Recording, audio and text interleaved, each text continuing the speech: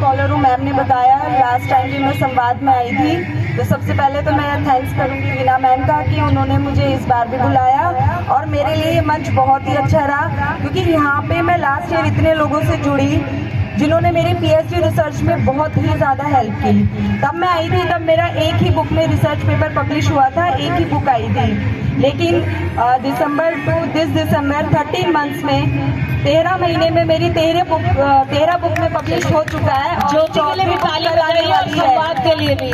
संवाद में जो भी आता है उसकी नेटवर्किंग इतनी स्ट्रॉन्ग होती है भाई गौरव, सही कह रहे हैं हम। श्योरली बोल सकती हूँ, क्योंकि यहाँ लास्ट टाइम नरेश बैसला जी आए थे पूसा सीजन एक रिसर्च पेपर में, जो स्त्रियाँ कैसे आत्मनिर्भर हों खेती में, उन्होंने मेरी बहुत हेल्प की। फिर MS राठी सर हैं, उन्होंने किसान और पथिक जी पे, कृष्ण भैया है, उन्होंने की है किसान आंदोलन के ऊपर। मेरा पथिक जी पे नहीं, पूरे किसानों पे ही मोस्टली, और भी जितने उससे जुड़े हुए हैं सभी पे मेरा रिसर्च वर्क है। और यहाँ पे इतने खुद रीना मैम भी जब भी मुझे जरूरत पड़ती है हेल्प करती है, और भी बहुत सारे लोग हैं जो मुझसे, राजवीर भैया, लाल बहार सर, जो अभी मैं बैंकॉक पेपर प्रेजेंट करके आई हूँ ग्राम पाठशाला के ऊपर, वो लाल बहार सर का है। और यहाँ 13 महीने में मैं मतलब इतना मैंने सीखा है सब लोगों से कि मुझे बेस्ट रिसर्च पेपर का वहाँ अवार्ड मिला, और इंडिया के लिए मतलब इंडिया की तरफ से बहुत गर्व की बात है एजुकेशन फील्ड में, बहुत बड़ी बात। और जबकि मैं उस टाइम पे इतना कुछ नहीं जानती थी, मैम भी जानती है मैं कैसे आई थी, एक बच्ची सी डरती हुई, बोलूँ ना बोलूँ। नहीं,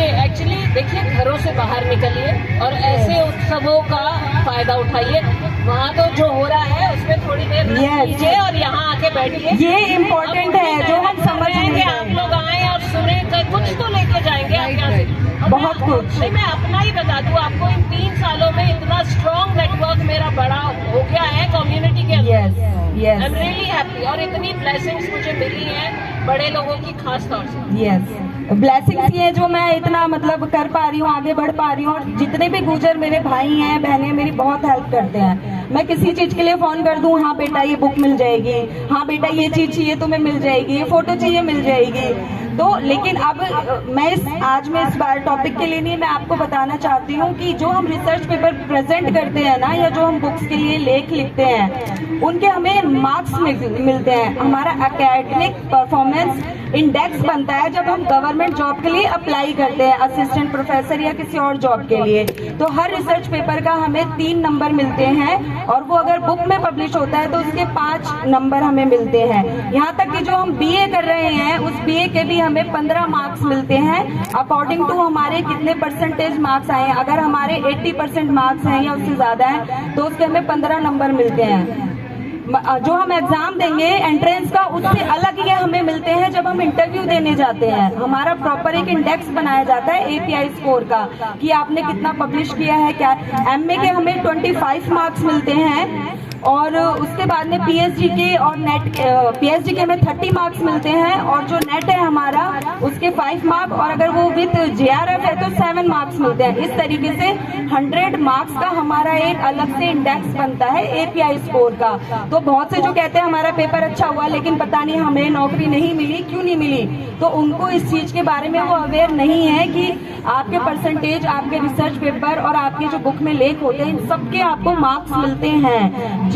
पहले तो ये होता था सिर्फ MA में हम रिसर्च पेपर लिखते थे, लेकिन आज हम BA में अगर ग्रेजुएशन है या हम किसी और के भी स्टूडेंट है तो हम रिसर्च पेपर अपने पब्लिश करा सकते हैं। अच्छा, रिसर्च का बहुत बड़ा हुआ बनाया हो कि रिसर्च पेपर लिखे कैसे हम, वो इतनी बड़ी कोई डिफिकल्ट बात नहीं है। आज जो हम मेले में आए हैं ये भी एक रिसर्च का, देखे तो हर कोई इधर उधर रिसर्च ही कर रहा है ना, यहाँ क्या हो रहा है, यहाँ कैसे हो रहा है। हम गोलगप्पे भी खाने जाएं तो हम पहले ये देखेंगे कि ये किस चीज का पानी है, हींग का है, ये मिर्ची का है, ये भी एक रिसर्च वर्क है। लेकिन ऐसे हम कोई टॉपिक उठाते हैं तो हम घबरा जाते हैं। अगर मैं आपको बहुत एक साधारण शब्दों में बताऊं तो अगर हम एक कपड़ा भी लेने जा रहे हैं तो हमें सिर्फ उसका सबसे पहले जो कुछ टॉपिक होते हैं रिसर्च के, मेन ये हमारे 7 to 8 टॉपिक ही होते हैं जिसके अकॉर्डिंग हमें रिसर्च पेपर लिखना होता है। जैसे कि उसका सार हमें बताना है पहले कि हम इसके ये सूती कपड़ा अगर हम ले रहे हैं तो भाई ये हम क्यों पहनेंगे, क्योंकि हमें कंफर्टेबल है। दूसरा फिर हमारा उद्देश्य क्या है उसको खरीदने का, अरे भाई मुझे शादी में जाना है इसलिए मुझे खरीदना है ना।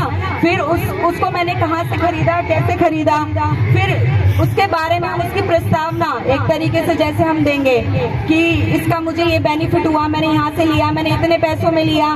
तो मैं आपको एक बहुत साधारण वे में समझा रही हूँ कि अगर हम एक छोटा सा कपड़ा भी लेने जाते हैं ना, फिर हम उसका निष्कर्ष भी देते हैं, अरे ये कपड़ा हमने उस दुकान से लिया था, अच्छा निकला कि नहीं निकला, अच्छा मुझे उस दुकान पे भेजा किसने था, संदर्भ सूची में कि मुझे फलाने आदमी ने भेजा था, है ना। तो यही है रिसर्च, यही 7-8 टॉपिक है रिसर्च के। तो अगर हमारे बच्चे बीए में भी पढ़ रहे हैं, एमए भी पढ़ रहे हैं, तो मैं ये कहूँगी कि अपने बच्चों को आप उनको इंकरेज करिए कि प्लीज बेटा आप जाओ रिसर्च पेपर लिखो, चाहे छोटे छोटे लिखो, लेकिन लिखो, उनको पब्लिश कराओ। और सेमिनार्स अगर अटेंड करने के भी आपको 5 मार्क्स मिलते हैं। मैंने 4 international seminar and 2 national seminar कर लिए एक साल में। इसके अलावा मैंने हिंदी से भी एमए की और हिस्ट्री से भी की है। तो मैं हिंदी की मेरी अगर मैं कहूँ तो बुक, कविताएं, कहानियाँ वो भी 6 से 7 मतलब इंडिविजुअल नहीं हुई है, बट हाँ इतने लेख मेरे आ चुके हैं नीलम पब्लिकेशन से। तो आपको हर चीज के बारे में नॉलेज होनी चाहिए, खास तौर से एपीआई स्कोर आपके लिए। और उसके भी यहाँ पे जो सर कह रहे हैं स्कॉलर भी आपको मिलता है, मंथली का भी आपको मिलता है। अगर आप गवर्नमेंट या किसी प्राइवेट यूनिवर्सिटी के पास प्रपोजल लेके जाए कि मेरे इतने रिसर्च पेपर आए हैं या मैं इसमें वर्क करना चाहता हूँ, तो वहाँ पे भी आपका देखा जाएगा अकेडमिक आपकी परफॉर्मेंस क्या है, उसके बाद आपको हेल्प की जाएगी। हाँ वो बहुत जल्दी इस चीज से इम्प्रेस होगी कि अच्छा इन्होंने अगर 100 में से आपने एपीआई स्कोर कलेक्ट किया ही नहीं है तो आप कैसे गवर्नमेंट जॉब के लिए सिलेक्ट होंगे, है ना। तो इस चीज के लिए भी आजकल बच्चों को अवेयर होना चाहिए।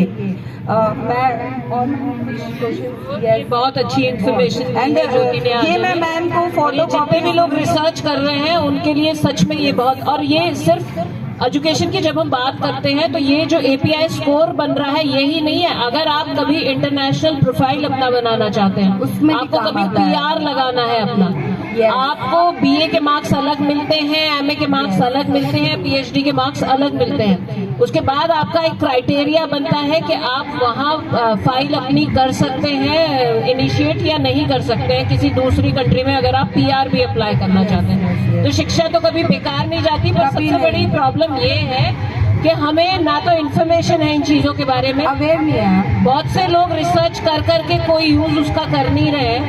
हमारे जैसे लोग तो इतना कुछ करके चलिए, शिक्षा में हम जो कर सकते हैं हम अपनी तरफ से पूरी कोशिश कर रहे हैं। ऐसा जरूरी नहीं है कि बहुत सारी लेडीज नहीं कर रही है जॉब, क्योंकि ऑनेस्टली स्पीकिंग बहुत जगह मॉनिटरी नीड नहीं है इसलिए नहीं कर रही है, पर जो इसलिए नहीं कर रही वो कम से कम समाज को पे बैक टू सोसाइटी, अपना ज्ञान अपने तक मत रखिए, समाज को दीजिए, बहुत जरूरी है। तो थैंक यू सो मच ज्योति, आज की बहुत अच्छी आपकी इन्फॉर्मेशन रही। हमारे साथ हैं, बड़ा इंग्लिश नेम है इनका, हार्वे मैंने उनका नाम देखा, मैंने कहा हार्वे तंवर, मैंने कहा बड़ा इंटरेस्टिंग नाम।